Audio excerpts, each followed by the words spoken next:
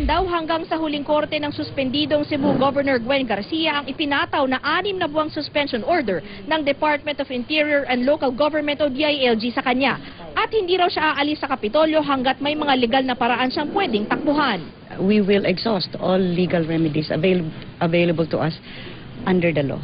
December 19, ibinaba ng DILG ang suspension order ni Garcia dulot ng inihaing kasong grave abuse of authority ni dating Cebu Vice Governor Gregorio Sanchez Jr. noong 2010. Politika ang itinuturong dahilan ni Garcia sa kanyang suspensyon. Magmula noon, hindi na umalis si Garcia sa Kapitolyo.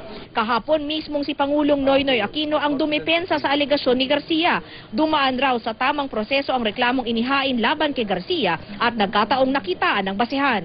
Napaka-klaro nung ebidensya, pati na yung testimonya, kung pati kaalyado ni Governor Garcia. So, there is a violation of the pertinent rules and regulations. There is a corresponding penalty. Kahapon din naghahanda na ang mga supporters ni Garcia. Nagpamisa pa ang mga ito at bitbit ang placards, nagmarcha papuntang Kapitolyo. Dito na rin sila nagpalipas ng gabi bilang paghahanda sa anumang desisyon na ibababa ng Court of Appeals. Nagkaroon naman ng prayer rally sa Kapitolyo at hinarap sila ng emosyonal na si Garcia. Kanina, ginanap ang oral argument sa Court of Appeals sa Maynila sa hiling ni Garcia na temporary restraining order at status quo order laban sa 6-month suspension. Umaasa ang pamilya Garcia na papaboran sila ng CA.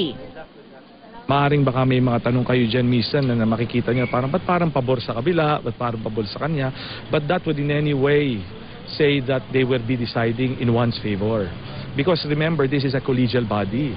Walang inilabas na desisyon ang CA matapos ang oral arguments, pero ibinasura nito ang mosyon ng Solicitor General na humihiling pa ng 3 araw na palugit. Kinwestiyon naman ng CA ang kampo ni Garcia kung bakit sa CA at hindi sa Supreme Court nila inihain ng apela. Actually, I don't think Justice Veloso categorically said that the Court of Appeals has no jurisdiction. He simply illustrated to us the other options that were available to us.